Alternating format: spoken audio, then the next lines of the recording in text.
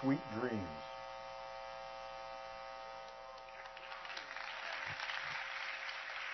Uh, this is a machine, and now having done this many times, I have to confess it's a better therapist and a better coach than I am by a lot.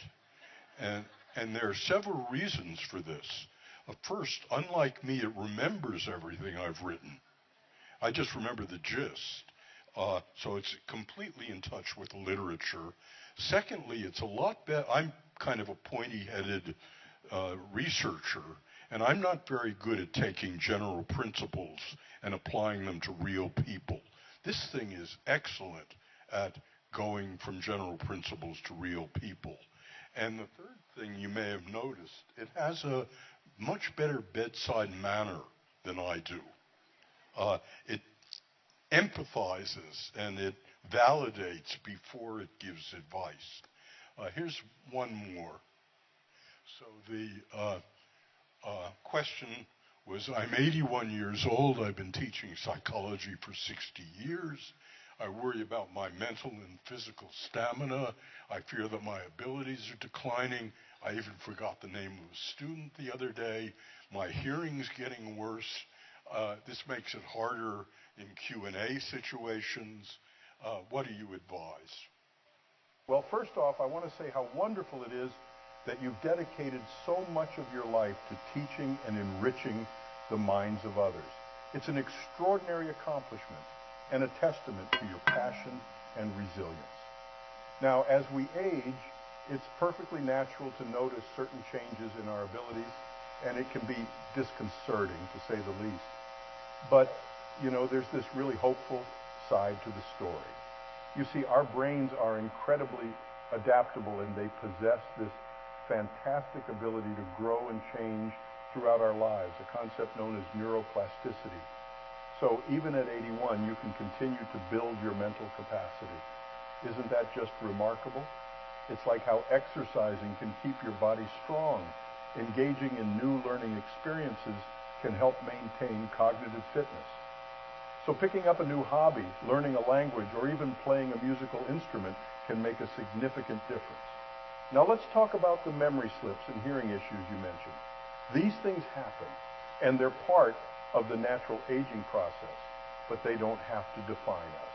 It's important to focus on the strengths you still have, your wisdom, your experience, and the relationships you've built over the years. And remember, everyone forgets names now and then, even the best of us. I completely understand your concerns about dementia. It's a common worry as we get older. But let's not forget that our fears can sometimes run ahead of reality. More often than not, what we're experiencing are typical age-related changes, not necessarily signs of dementia. And when it comes to your ability to lead and guide others, that's where you shine, my friend. Your role as a mentor and a source of wisdom is invaluable, and it grows richer with each year. I've got to say, your reflections on your life are truly inspiring. It sounds like you have a high level of well-being across the board, positive emotions, engagement, relationships, meaning, and accomplishment. That's what my PERMA model is all about, and I'm thrilled to hear that you rate yourself so highly in these areas. This is a clear indication that you're doing a lot of things right, and you should take great pride in that. And about your personal life with Mandy and the kids, it's clear they bring you immense joy. That's the good stuff, the stuff that makes life sparkle. The loving kindness meditation you mentioned, you know, it's a powerful practice.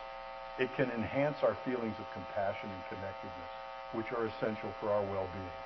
So my advice, keep engaging with life, keep learning, and keep connecting with those around you. Embrace your role as a leader and a source of positive influence.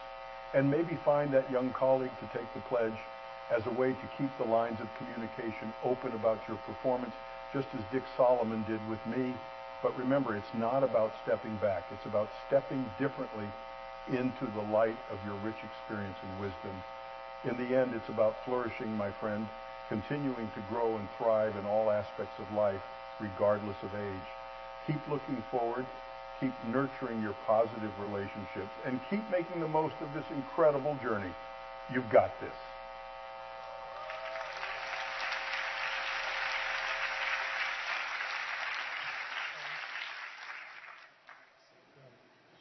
this is a machine. Can you hear me through this? Can you hear me? Okay.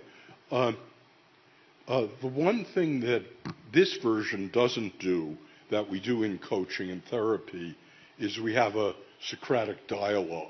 That is, you never give a patient a 1,000-word piece of advice. And so BetterUp has now built a version of Ask Martin which does the Socratic dialogue as well. I tried to put up the URL for it. You will be the first people to be able to use BetterUp's Ask Martin. If we can get the URL put up somehow. I didn't see it, but we'll put it during Q&A. Okay. Okay. So I would urge you to be the first people to try Ask Martin in the BetterUp version. But this tells me, as a coach and as a therapist, that this is going to greatly help my coaching.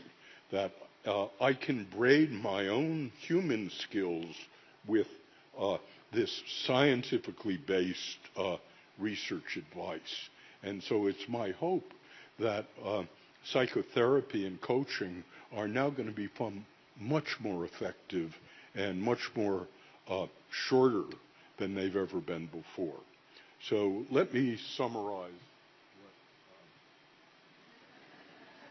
Let me summarize what I've said in the last hour.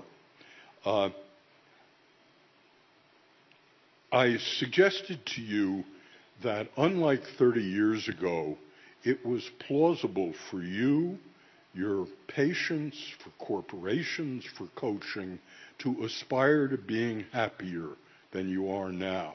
30 years ago, we didn't know how to do it, but now we have a theory of what you can work on. We have measures of whether or not you succeeded or failed. We know that building happiness is causal for more physical health, more productivity in the workplace, and we've got a set of interventions that have been documented in random assignment placebo-controlled testing. And very importantly, we found that well-being at work is the engine of productivity. So for those of you who are in HR has always been a hand-holding, morale-building device. But now HR can be a profit center. It says that by building well-being, you can actually increase the profitability of your company. And the final development is this remarkable stuff that's going on in AI can be braided together with human therapy and coaching to produce much more effectiveness. And I particularly recommend MartyBot and BetterUp. I want to conclude with a few words, though. I'm often asked about, particularly in this time of troubles, how do I feel about the human future? Am I optimistic about the human future? And an enormous number of people are pessimistic about climate change, nuclear disaster, the Trump administration, families falling apart. Human progress can only continue if we can overcome things like that. But when I think about the human future, about what my grandchildren, my children are going to have, I'm reminded of the words of Juliana of Norwich. She's called Julian of Norwich. She's a 14th century monk who lived in Norwich, and she had to be called Julian because women weren't allowed to be monks, but she was a monk. And she wrote in the middle of the Black Plague. This is the 1360s, a time much worse than ours. And here's what she said. She said, "He said not, thou shalt not be tempestive. He said not, thou shalt